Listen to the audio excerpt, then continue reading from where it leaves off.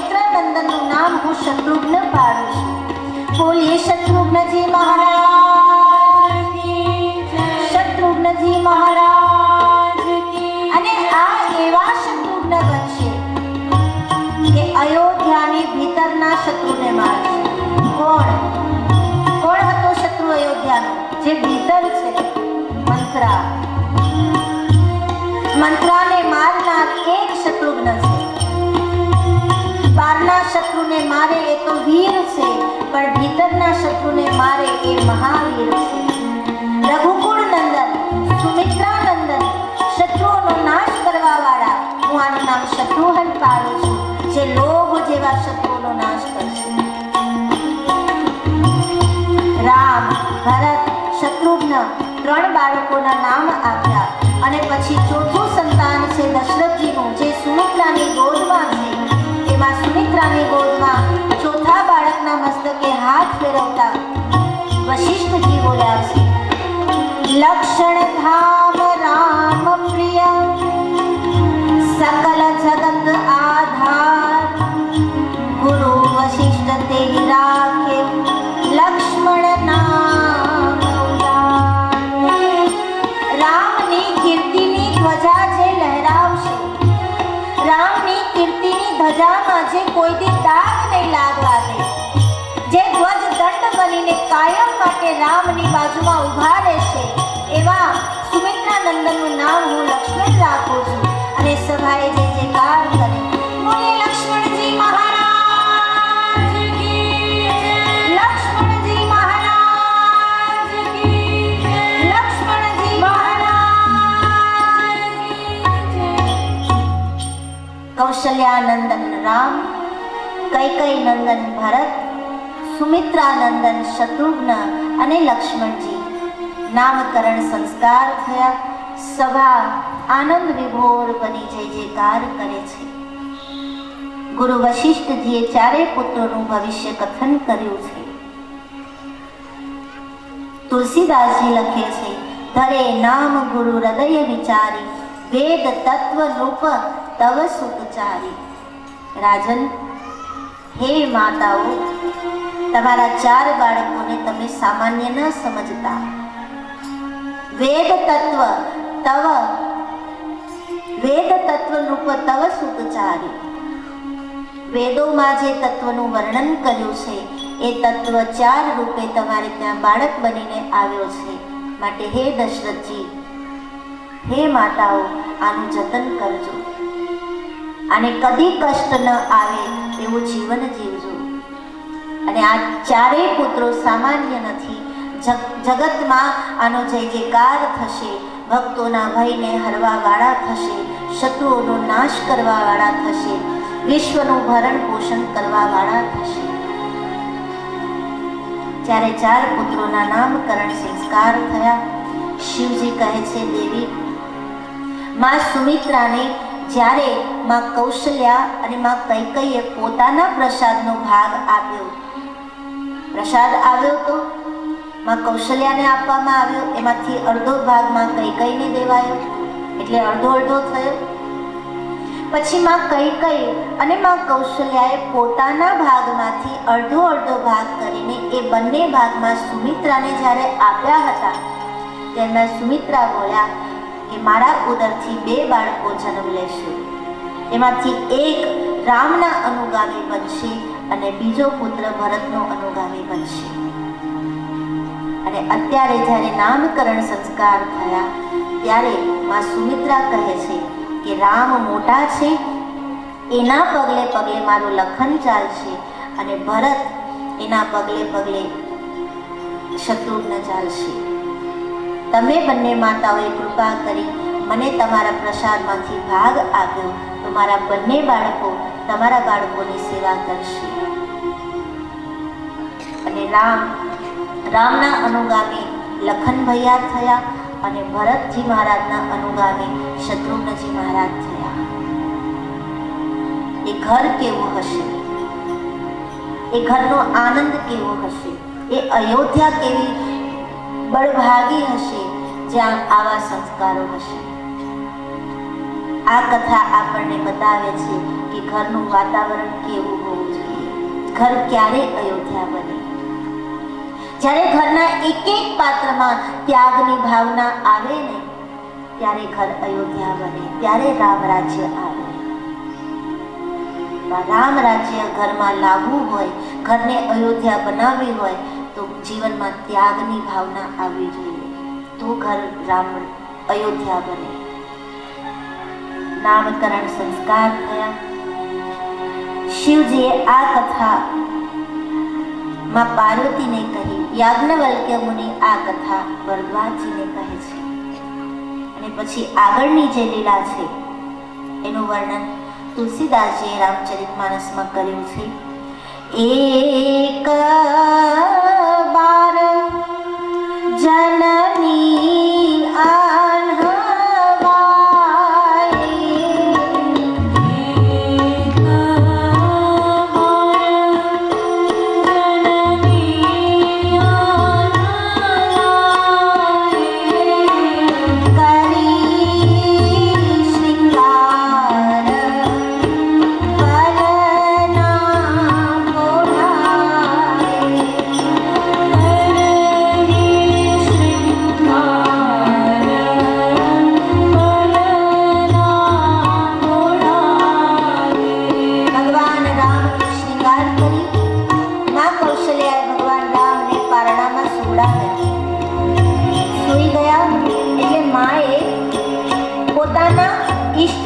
પૂજા કરવા માટે તૈયારી કરી કે રામ સૂતા છે ત્યાં સુધી હું મારી પૂજા કરી. નૈવેદ્ય તૈયાર કર્યું, પકવાન બનાવ્યા, થાળ તૈયાર કરી માં ઈષ્ટદેવના મંદિરે જાય છે થાળ ધરાવવા. માને થયું થાળ તો ધર્યો છે પણ લાવને જોઈ લો કોઈ સામગ્રી બાકી નથી રહી ગઈ ને. એટલે થાળમાં નજર કરી અને માં કાંઈ બાકી નથી રહી ગયું, કાંઈ ભૂલાઈ નથી ગયું એ જોવા માટે રસોઈ ઘરમાં જાય છે. અહીંયા થાળ મૂકી માં રસોઈ ઘરમાં ગયા, જુએ છે કે કાંઈ સામગ્રી બાકી તો નથી ને. એટલી વારમાં માં રસોઈ ઘરમાં છે ત્યાં ભગવાન રામ પારણામાંથી ઊભા થઈ અને પહોંચી ગયા મંદિરમાં. જે સામગ્રી ધરાવી હતી ભગવાનને એ ખાવા લાગ્યા. માં ત્યાંથી આવીને જુએ તો ભગવાન ખાતા હતા. માને થયું કે હું આને સુવડાવીને અહીંયા આવી હતી થાળ ધરવા, આ અહીંયા કેવી રીતે? મને વિશ્વાસ ન આવ્યો એટલે જોવા ગયા. જોયું તો રામ પારણામાં સૂતા છે. અહીંયા આવીને જુએ તો રામ ભોગ આરોગે છે, ત્યાં જઈને જુએ તો સૂતા છે. એટલે માએ પોતે જ પોતાના હાથે ચીટલો ભર્યો કે હું જાગું છું કે સૂતી છું, હું સ્વપ્ન તો નથી જોતી ને, મારો રામ તો એક જ છે. આ અહીંયા પણ રામ, ત્યાં પણ રામ, આ શું છે? પારણામાં રામ છે, ભગવાનના થાળ જમે છે રામ, તો આ હું જાગું છું કે સૂતી છું? માએ ચીટલો ભર્યો. માને વેદના થઈ કે માને નક્કી થઈ કે નહીં હું તો જાગું છું પણ રામ મને બે કેમ દેખાય છે? અને માને ત્યારે ચક્કર આવવા લાગ્યા. માં આમ જમીન ઉપર પડવા જેવા થઈ ગયા. ત્યારે ભગવાને પોતાનું ઐશ્વર્ય પ્રગટ કર્યું અને વિરાટ રૂપે પ્રગટ થયા, ચતુર્ભુજ રૂપે પ્રગટ થઈ. અને માં કૌશલ્યાને કહે છે કે માં હું તને પ્રાપ્ત છું, પછી તારે આ પૂજા કરવાની શું જરૂર? આનો કોઈ ઉલટો અર્થ ન લેતા. અમુક ભૂમિકા પછી પૂજા પાઠ નીતિ નિયમ આ બધું છૂટી જાય છે, પણ અમુક ભૂમિકા પછી આપણને ઉઠવું ન હોય વહેલું અને આપણે કહીએ કે અમને તો ભગવાન સપનામાં દર્શન આપે, અમારે પૂજાની શું જરૂર? એમ નહીં. સાધનાની અમુક ભૂમિકા પછી પૂજા પાઠ નીતિ નિયમ આ બધું છૂટી જાય છે. એ અર્થમાં ભગવાન અહીંયા કહે છે કે હું તને પ્રાપ્ત છું, તારે આ પૂજા કરવાની જરૂર નથી, તારે આ બધા ભોગ બનાવીને મને જમાડવાની જરૂર નથી, મને તો માત્ર તારું દૂધ જોઈએ છે, તું મને દૂધ પીવડાવ. આ ઐશ્વર્ય ભગવાને પ્રગટ કર્યું. માં સમજી ગયા કે હું જેને પુત્ર માનું છું એ પુત્ર નથી, એ તો પરમાત્મા છે. હવે હું એને કઈ રીતે રમાડું? હવે હું એને ગોદમાં કઈ રીતે લઉં? હવે મારું દૂધ હું એને કઈ રીતે પીવડાવું? મને પાપ લાગે. આ વિચાર માને આવ્યો. માં પગે લાગવા ગયા. માએ દંડવત કરી ભગવાનને પગે લાગ્યા છે. ત્યારે ભગવાનને એમ થયું કે આ તો ખોટું થયું. માં મને ઓળખી ગયા. હવે માં મને કોઈ દી નહીં રમાડે, હવે દૂધ નહીં પીવડાવે. એટલે માને આ જે દ્રશ્ય હતું એ ભૂલાઈ જાય એ માટે ભગવાને સ્વજન મોહિની માયાનો પ્રયોગ કર્યો મા ઉપર અને માને આ ઘટના ભૂલાઈ ગઈ. અને તરત જ માએ ભગવાનને તેડી લીધા પોતાની ગોદમાં અને લઈ ગયા દૂધ પાન કરાવવા માટે, પોતાનું પૈપાન કરાવ્યું. આ સ્વજન મોહિની માયા એવી છે જે ભક્ત અને ભગવાનને અલગ પડવા નથી દેતી. એક માયા અલગ પાડે છે અને એક માયા મેળવે છે. અને એ માયાનો પ્રયોગ ભગવાન પોતાના ભક્તો ઉપર કરે કે જેથી ભક્તથી જુદા ન થવું પડે. માં કૌશલ્યાએ તેડી લીધા ભગવાનને દૂધ પીવડાવવા લાગ્યા. એ પછીની જે લીલા છે એનું વર્ણન તુલસીદાસજી મહારાજે કર્યું છે. એ ભગવાન ધીરે ધીરે ધીરે ધીરે મોટા થવા લાગ્યા, રમવા લાગ્યા. થોડી ઘણી ભગવાન બાળ લીલા કરે, થોડું ઘણું ભગવાન માને પરેશાન કરે. માએ કહે કે અહીંયા બેસજો, પણ ભગવાન રમવા નીકળી જાય. એટલે માં ભગવાનના પગમાં ઝાંઝર બાંધી આપે કે એ ચાલે, ઝાંઝર વાગે તો મને ખબર પડે કે બેઠો છે કે નીકળી ગયો છે. આવી આવી લીલાઓ ભગવાન માં સાથે કરે છે. એમાં મોટા થયા છે ભગવાન, ચારે ભાઈઓ સાથે રમે છે. બપોરનો સમય હતો, ભોજનનો સમય થયો. રાજકારભારથી પરવારી દશરથ રાજા ભોજન કરવા માટે આવી ગયા છે. પણ મિત્રોની સાથે રમતા રમતા રામ હજુ આવ્યા નહોતા. એટલે માં કૌશલ્યાએ દશરથ રાજાને કીધું કે જાઓ તમે રામને બોલાવી લાવો. અને દશરથ રાજા ભગવાન રામને બોલાવવા માટે જાય છે.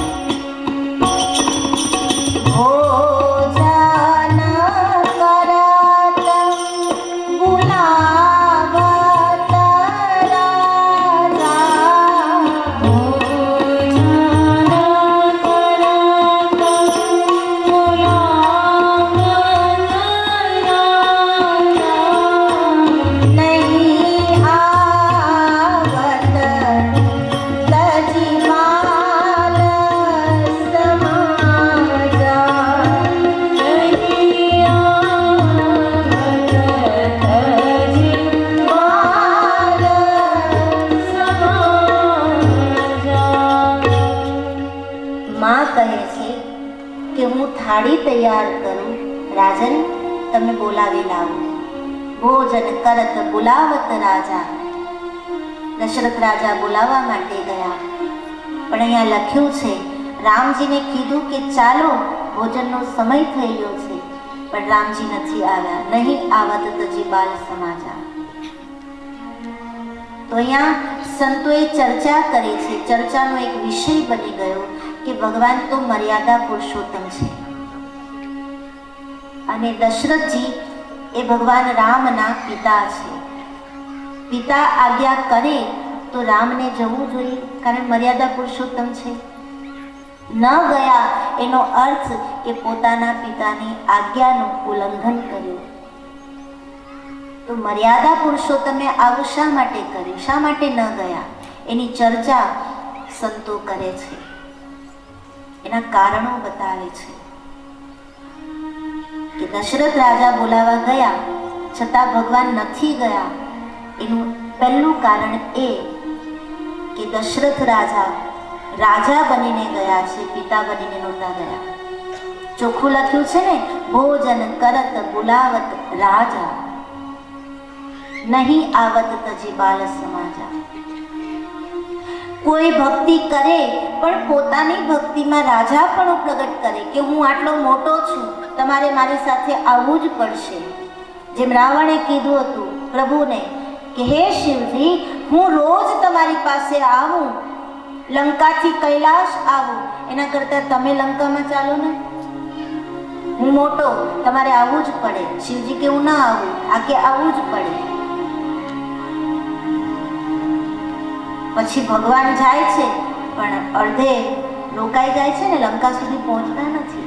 એમ ભક્તિની અંદર કોઈ પોતાનું રાજાપણું પ્રગટ કરે અને એમ કહે કે હું આટલો મોટો છું, તમારે મારી ભક્તિ સ્વીકાર કરવી જ પડશે, તો ભગવાન કે હું તો સ્વતંત્ર છું, મને મન પડે તો સ્વીકારું, નહીં તો ન પણ સ્વીકારું. ભોજન કરત બુલાવત રાજા, રાજાપણું છે માટે પ્રભુ નથી આવ્યા. પિતાપણું હોત, ભોજન કરત બુલાવત પિતા કીધું હોત ને તો ભગવાન તરત આવત.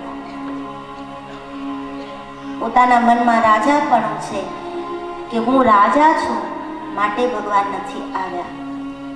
તો એક સંત કહે નહીં, બીજું કારણ. અહીંયા શબ્દ વાપર્યો છે સૌથી પહેલો, શું? ભોજન. ભોજન કરત બુલાવત રાજા. કોણ બોલાવે છે? રાજા. શેના માટે બોલાવે? ભોજન કરવા. એનો અર્થ એ થયો કે ભગવાનની જરૂર નથી, ભોગની જરૂર છે. પેલા ભોગ રાખ્યા કે મારે જમવું છે માટે ચાલો, ભોજનનો સમય થઈ ગયો છે, મને ભૂખ લાગી છે, મારે જમવું છે માટે રામ તમે ચાલો. એટલે ભોગને આગળ રાખ્યા અને રાજાપણું છે ભોગને આગળ રાખ્યા છે માટે ભગવાન કે હું ભોગનો ભૂખ્યો નથી, હું તો ભાવનો ભૂખ્યો છું. જ્યાં ભાવ હોય ત્યાં હું દોડીને જાઉં, પણ જ્યાં ભોગ હોય ત્યાં ભગવાન કે હું નથી આવતો. નહીં આવત તજી બાલ સમાજા. રાજા દશરથ બોલાવે છે પણ ભગવાન નથી આવતા. એનું ત્રીજું કારણ, રાજા દશરથ ગયા બોલાવવા માટે, પણ જ્યાં ભગવાન રામ રમતા હતા અહીંયા દશરથ રાજા ઊભા છે, થોડે દૂર ભગવાન રામ રમે છે, અહીંયા ઊભા ઊભા બોલાવે છે રામ ચાલો, પણ ત્યાં સુધી જતા નથી. ભક્તિમાં તો ગતિ ત્યારે થાય જ્યારે ભક્ત ભગવાનની સામે જાય. એક ડગલું તો ભરે, ભક્ત ભગવાનની સામે એક ડગલું તો ભરે, પછી ભગવાન 10 ડગલા ભરીને સામે આવે. પણ આણે એક પણ ડગલું ભર્યું નથી. જ્યાં ઊભા છે ત્યાં જ ઊભા રહીને બોલાવે છે કે રામ આવો, રામ આવો. આપણે એમનેમ રહીએ અને પછી ભગવાનને બોલાવ્યા જ કરીએ કે પ્રભુ આવો, આવો, આવો. પ્રયાસ જ ન કરીએ, પ્રયત્ન જ ન કરીએ તો કંઈ ભગવાન ન આવે. એના માટે પ્રયાસ કરવા પડે, એના માટે ગતિ કરવી પડે. ભક્તિ ગતિશીલ હોવી જોઈએ. ભક્તિ એક જગ્યાએ બંધાઈ જાય કે આ જ સાચું તો ભગવાન નથી મળતા. ભક્તિ હંમેશા ગતિશીલ હોવી જોઈએ. એટલે ભગવાન નથી આવ્યા. બોલાવી બોલાવીને દશરથ રાજા થાક્યા, છતાં ભગવાન ન આવ્યા એટલે કંટાળીને જતા રહ્યા. અને માં કૌશલ્યાને જઈને કીધું કે હું બોલાવા ગયો, બોલાવી બોલાવીને કંટાળ્યો, થાક્યો, છતાં રામ નથી આવતા, હવે તમે જાઓ. અને હવે માં કૌશલ્યા જાય છે ભગવાનને બોલાવવા. કૌશલ્યા જબ બોલા ન જાય, કૌશલ્યા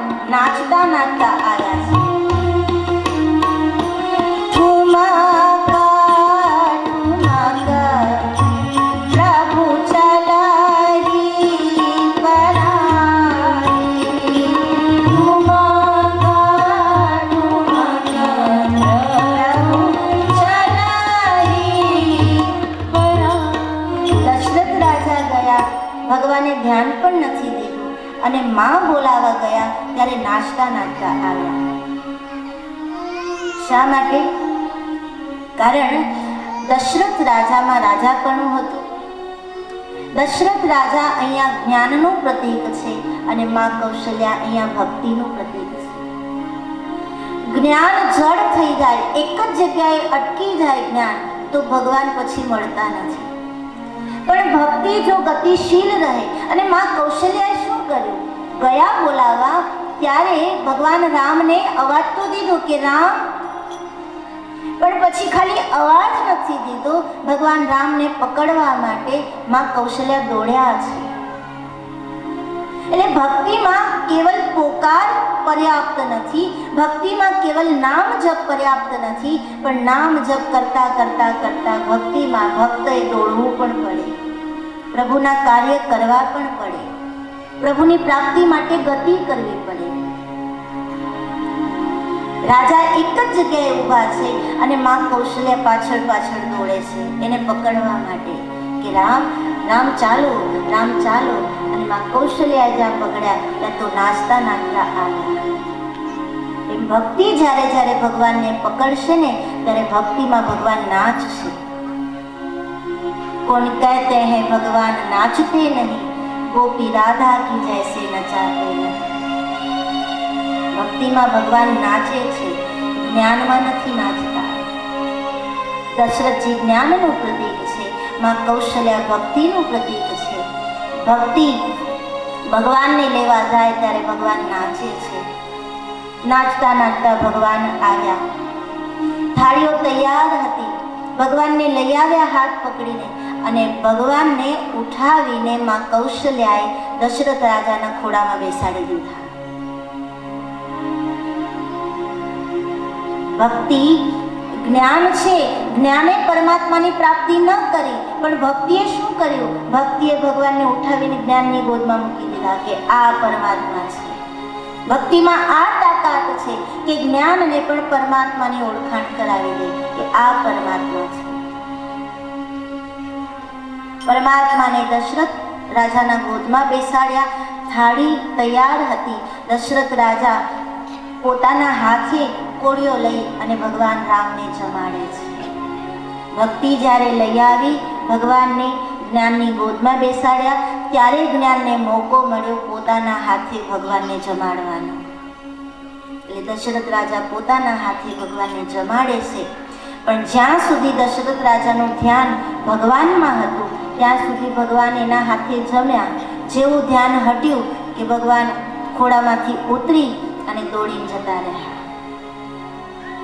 આ લીલા આપણને બતાવે છે કે ભગવાનને પ્રાપ્ત કરવા માટે ભાવ મુખ્ય છે, ભક્તિ મુખ્ય છે, ભાવ પ્રધાન છે. પ્રભુ જ્યાં ભાવ છે ત્યાં ઝૂકી જાય છે, ને ભાવ નથી ત્યાંથી ભાગી જાય છે.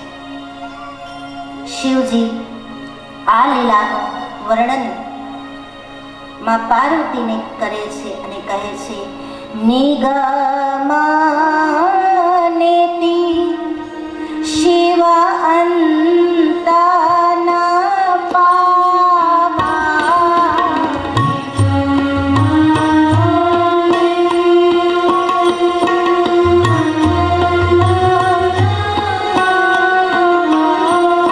હે દેવી પાર્વતી, નિગમનેતિ, નેતિ નેતિ કહીને વેદ જેનું વર્ણન કરે છે એ તત્વનો પાર તો હું પણ નથી પામી શકું.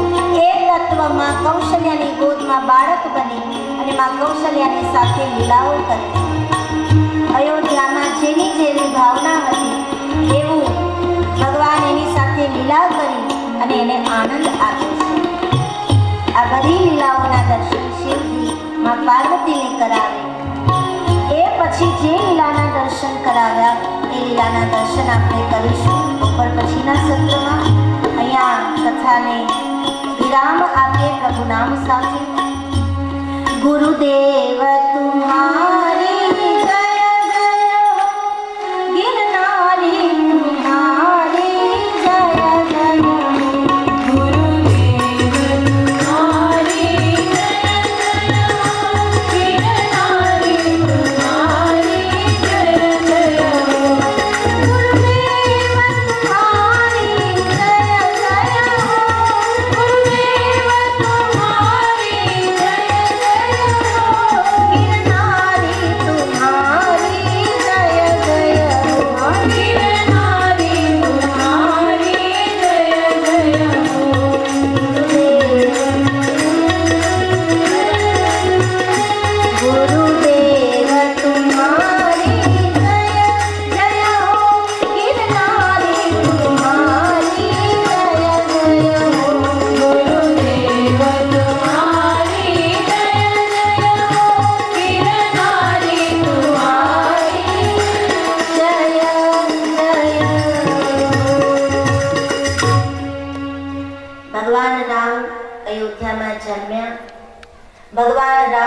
અયોધ્યામાં લીલાઓ કરે, ભગવાનની બાળ લીલા, પછી ભગવાન મોટા થાય, ધીરે ધીરે ધીરે ધીરે ભગવાન આવતીકાલે બપોર પછીના સત્રમાં ભગવાન રામના માં સીતાજી સાથે વિવાહ થશે, જેનું પ્રત્યક્ષ દર્શન આપણે અહીંયા કરવાનું છે. હવે લગ્ન હોય તો એમાં વર અને કન્યા બંને હોય, અને વર કન્યા હોય એટલે જાન પક્ષ અને કન્યા પક્ષ બેવ જોઈએ ને. તો કારીગર ભાઈઓને આપણે પ્રાર્થના કરીશું કે આ બધાની તૈયારી, લગ્ન ઘરે હોય તો તમે લોકો લગભગ વર્ષ પહેલાંથી તૈયારી કરતા હોય, ધીમે ધીમે ધીમે ધીમે બધું યાદ કરીને ભેગું કરતા હોય ને, અને છેલ્લે 3 મહિના તો સાવ આમ એટલી દોડાદોડી હોય, કેટલી તૈયારીઓ કરીએ આપણે. તો આવતીકાલે તો આપણા પિતાના લગ્ન છે, જગતના માતા પિતાના લગ્ન છે. આપણા ગામમાં, આપણા ઘરમાં, આપણા આંગણામાં, આપણા મનના, આપણા હૃદયના મંદિરમાં એના લગ્ન છે. તો પૂર્ણ તૈયારી આપણે કરશું. અને જે કાંઈ કાર્યકર ભાઈઓને પ્રાર્થના કે જે કાંઈ તૈયારીઓ કરવાની છે એ આપ આવતીકાલ સુધીમાં કરી લેજો. આવતીકાલે આપણે બધાએ લગ્નમાં જવાનું છે, અને લગ્નમાં જવું હોય એટલે બ્યુટી પાર્લરમાં તો જવું જ પડે, બહેનોને જવું પડે ને. તો ભગવાનના લગ્નમાં જવા માટે બ્યુટી પાર્લરમાં જઈને આવજો. બધા કેવા રાજી થઈ ગયા. પણ ગુરુજી એમ કહેતા હોય કે ભગવાનના લગ્નમાં જવા માટે બ્યુટી પાર્લર એ આ તમે લોકો જાઓ છો એ નહીં, પણ સંતોનો સત્સંગ છે. સંતોના સત્સંગમાં સત્સંગના રંગે રંગાઈને પછી આપણે કાલે આવવાનું છે કે જેમ હનુમાનજીના હૃદયમાં સદાને માટે રામ સીતા વસ્યા, એમ આપણા હૃદયમાં પણ એ વસે. એ બ્યુટી પાર્લરમાં જવાનું છે. અને અત્યાર સુધી આજ 5મો દિવસ છે, આપણે આ જ બ્યુટી પાર્લરમાં બેઠા હતા. ક્યારે કઈ ભૂમિકા આપણી હોવી જોઈએ જીવનમાં, ક્યારે કેવું જીવન જીવવું જોઈએ, કેવા લક્ષણો આપણા હોવા જોઈએ, માનવ બનવા માટે આપણે શું કરવું જોઈએ, ભગવાનની ભક્તિ કરવી છે, ભક્ત બનવું છે તો આપણે કઈ ગતિ પ્રાપ્ત કરવી પડશે, એ બધી ચર્ચા અત્યાર સુધી આપણે કરી. એટલે થિયરી અત્યાર સુધી થઈ, પ્રેક્ટિકલ કાલે કરવાનું છે. અત્યાર સુધી થિયરી ચાલી, હવે કાલે પ્રેક્ટિકલ કરવાનું છે. જોઈએ કે કોણ તૈયાર થઈને આવે છે પોતાના હૃદયમાં રામ અને સીતાને ધારણ કરવા માટે. તો આવતીકાલે બપોર પછીના સત્રમાં આપણે ભગવાન રામ અને સીતાજીના લગ્ન લીલાના દર્શન કરીશું. અહીંયા કથાને વિરામ આપી શ્રી રામચંદ્ર ભગવાન કી, બાલકૃષ્ણ લાલ કી, સદગુરુદેવ કી, બાબા મુક્તાનંદ મહારાજ કી. હરયે નમઃ, હરયે નમઃ, હરયે નમઃ. નમઃ પાર્વતી પતયે હર હર મહાદેવ હર.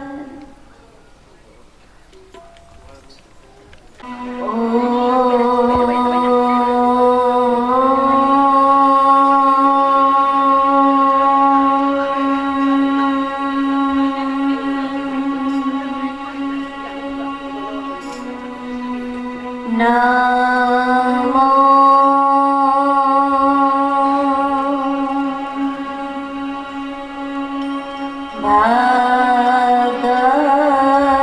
ભગવતે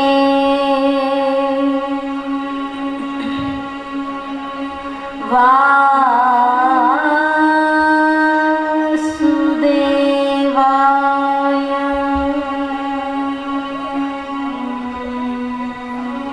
સ્વસ્તિ શ્રી ગણેશાય નમઃ.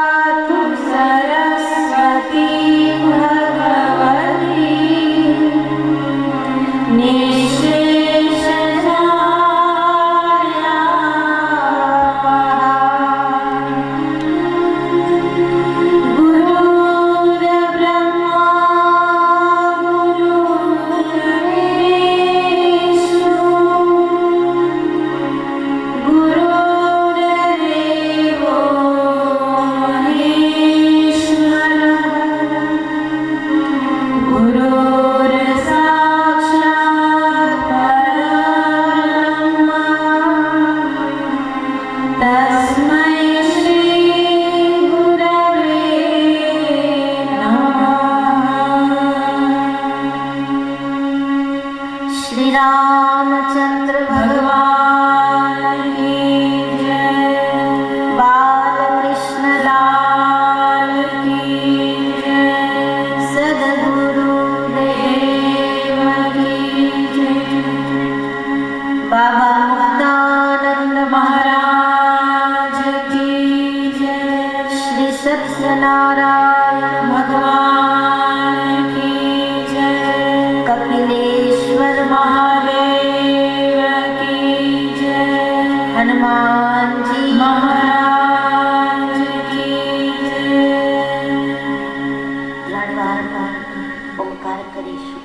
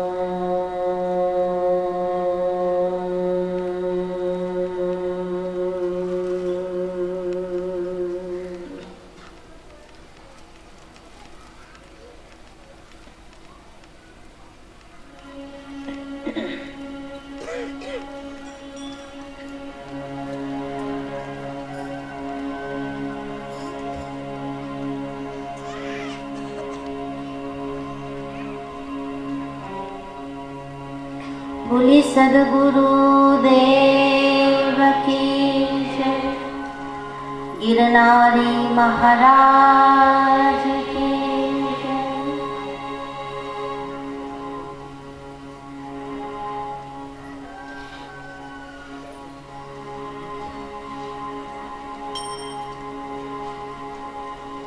श्री तुलसीदास जी महाराज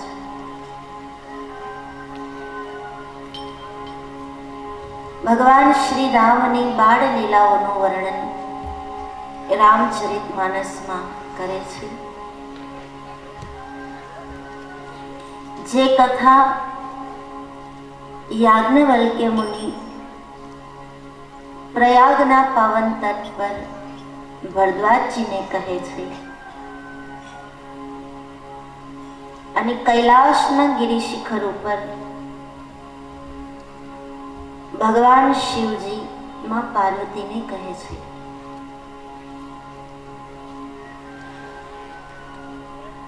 ધીરે ધીરે ધીરે પ્રભુ મોટા થવા લાગ્યા છે। ભગવાનના ચૂડાકરણ સંસ્કાર કરવામાં આવ્યા। કુમાર અવસ્થામાં ચારે પ્રવેશ કરે છે ત્યારે ગુરુ વશિષ્ઠજી દ્વારા ચારે ભાઈઓના યજ્ઞોપવિત સંસ્કાર કરવામાં આવ્યા। યજ્ઞોપવિત સંસ્કાર બાદ વિદ્યાભ્યાસ માટે ચારે ભાઈઓ વશિષ્ઠજીના આશ્રમમાં ગયા છે। અહીંયા એમ નથી કહ્યું કે અયોધ્યાના રાજકુમારો સમ્રાટની સંતાનો છે, એને ભણાવવા માટે ગુરુ વશિષ્ઠજી આવ્યા, એવું નથી લખ્યું। પણ યજ્ઞોપવિત સંસ્કાર પૂર્ણ થયા બાદ ચારે ભાઈઓ રાજભવન છોડી અને ગુરુ વશિષ્ઠજીના આશ્રમમાં ભણવા માટે ગયા છે। વિદ્યાભ્યાસની એક પદ્ધતિ આપણે ત્યાં અનાદિકાલથી ચાલી આવે છે, જેમાં રાજાનો દીકરો હોય કે પછી રંકનો દીકરો, બંને સાથે રહી અને ગુરુ આશ્રમમાં જઈને ભણતા. આપણે ત્યાં વિદ્યાની પદ્ધતિઓ આશ્રમમાં હતી. ત્યારે આશ્રમ જ નિશાળ કહેવાતી, આશ્રમ જ છાત્રાલય કહેવાતું. ત્યાં જ રહીને રાજા હોય કે રંક એ બંને સાથે ભણતા. અને આશ્રમમાં ગયા પછી એવો ભેદભાવ ન હતો કે રાજાનો દીકરો છે તો એને લાકડા ન કાપવા, કેમ કે વિદ્યાભ્યાસમાં એ બધું આવતું. રંકનો દીકરો છે તો એને તલવાર નહીં ચલાવવી, રાજાનો દીકરો છે તો એને લાકડા નહીં કાપવા, આવો ભેદભાવ ત્યાં ન કરવામાં આવતો.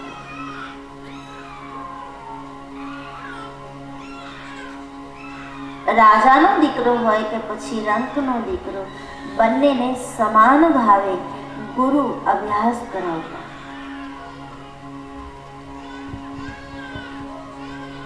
એટલે સમ્રાટ દશરથના 4 સંતાનો ગુરુ વશિષ્ઠજીના આશ્રમમાં વિદ્યાભ્યાસ માટે ગયા છે.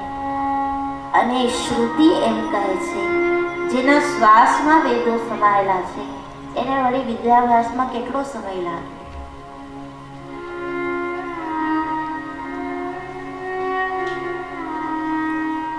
ગુરુ ગૃહ ગયે તુરત, ગુરુ ગૃહ ગયે પઠન રઘુરાઈ, અલ્પકાલ સબ વિદ્યા પાઈ. થોડા જ સમયમાં બધી વિદ્યાઓ ભગવાન રામ અને 3 ભાઈઓએ પ્રાપ્ત કરી લીધી છે.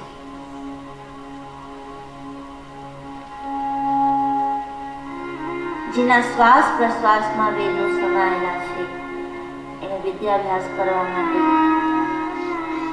બહુ વાર ન લાગે. અલ્પકાલ સર્વ વિદ્યા પાહી, જાકી સહસ શ્વાસ શ્રુતિ ચારી, સો હરિ પઢ યહ કૌતુક ધારી. તુલસીદાસજી કહે છે, જેના શ્વાસોશ્વાસમાં વેદોની ઋચાઓ સમાયેલી છે, શ્રુતિ સમાયેલી છે, એ હરિ, એ ભગવાન વિદ્યાભ્યાસ કરવા માટે ગુરુ ગૃહે જાય એ તો નવાઈની વાત છે. પણ પ્રભુ કહે છે, હું એટલા માટે ગયો ભણવા ગુરુ ગૃહે, મારે ભણવાની જરૂર નથી, પણ એટલા માટે ગયો કે જગતને મારે બતાવવું છે કે હું રામ છું, હું ભગવાન છું, હું બ્રહ્મ છું, છતાં મારે ગુરુની જરૂર છે. જીવનમાં સદગુરુનું હોવું ખૂબ જ જરૂરી છે. કારણ કે વાંચવાથી મળશે એ માહિતી કહેવાશે, પણ ગુરુ દ્વારા મળશે એ જ્ઞાન કહેવાશે. માહિતી તો બધા મેળવી લે, વાતો કરીને, વાંચીને, અનુભવથી, પણ એ બધી માહિતી છે. પણ કોઈ અનુભવી સિદ્ધ અધિકારી સદગુરુ પાસે જઈ એના માર્ગદર્શન પ્રમાણે જો મળ્યું તો એ જ્ઞાન કહેવાય છે.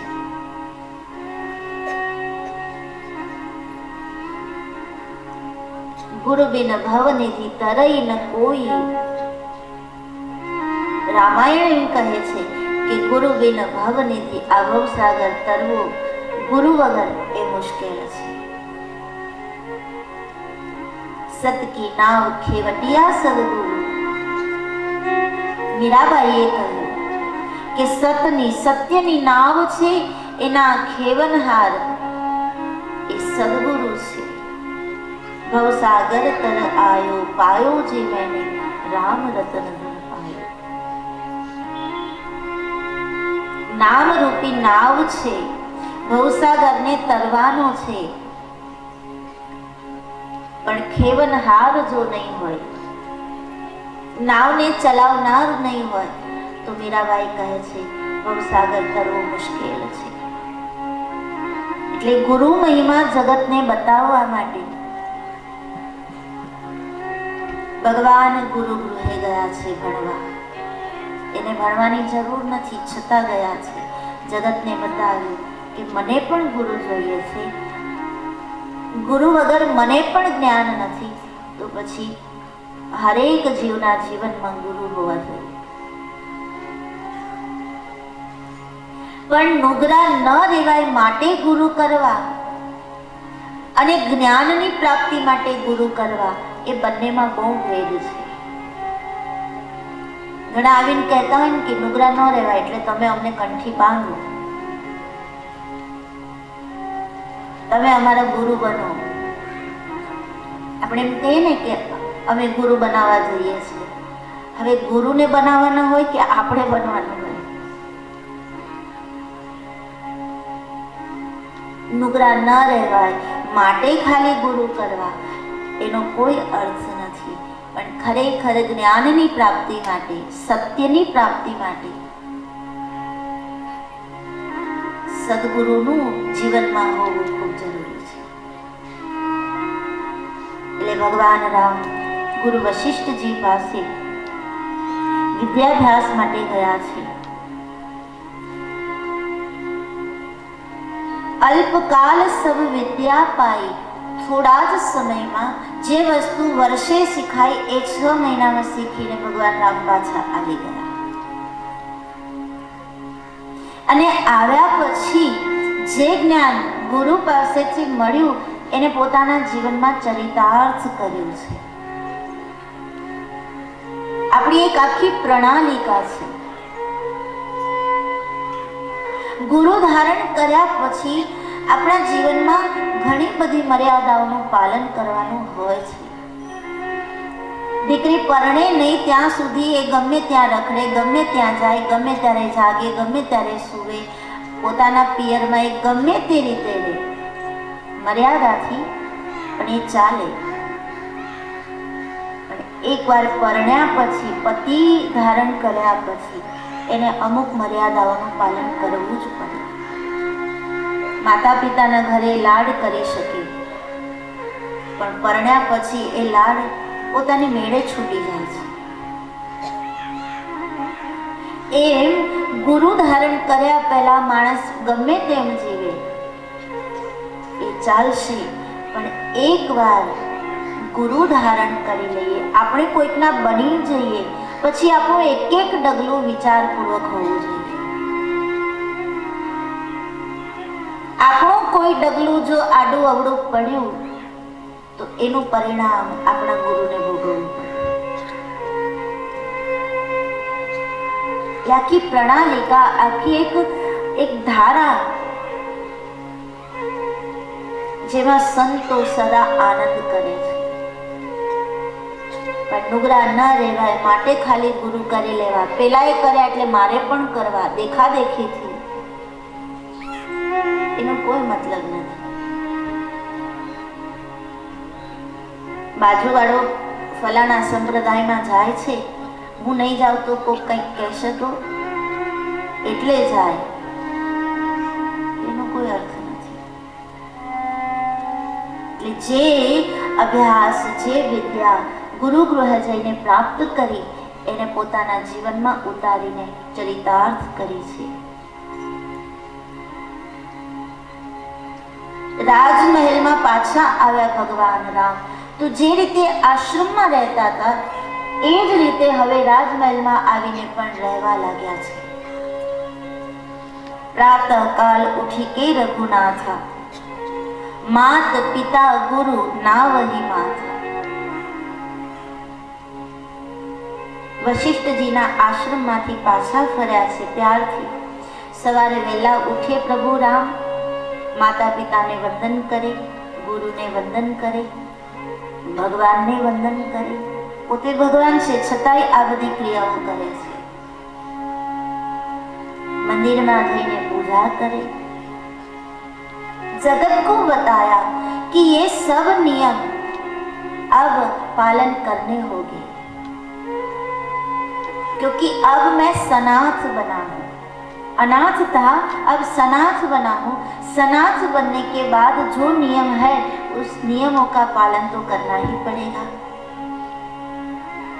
मात पिता गुरु ना वही माता, मातृदेवो भव, पितृदेवो भव, गुरुदेवो भव, आचार्य देवो भव. આ સૂત્રો કેવલ ભણ્યા નહોતા, પણ જીવનમાં એને ગણ્યા.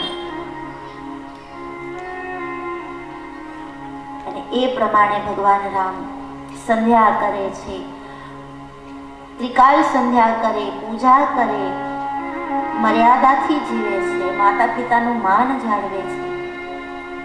અને આ બધી લીલાઓ કરીને ભગવાન બતાવવા માંગે છે કે આ બધી જ મર્યાદા જે હું પાલન કરું છું એ હે જીવ તમારે પણ પાડવી જોઈએ.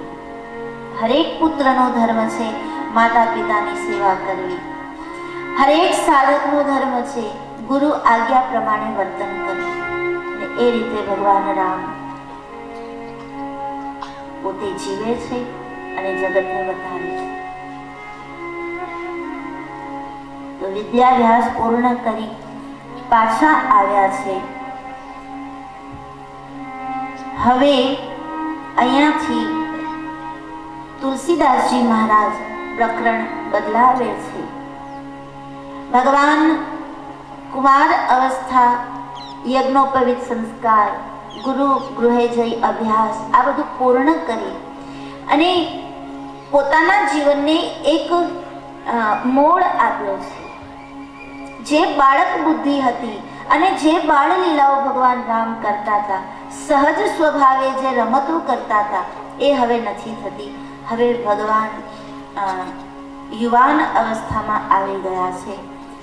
એટલે તુલસીદાસજી મહારાજ અહીંયાથી પ્રસંગ બદલાવે છે. હવે રઘુવંશમાં અયોધ્યામાં દશરથ રાજા પાસે એક મહાન પાત્ર આવવાની તૈયારી છે.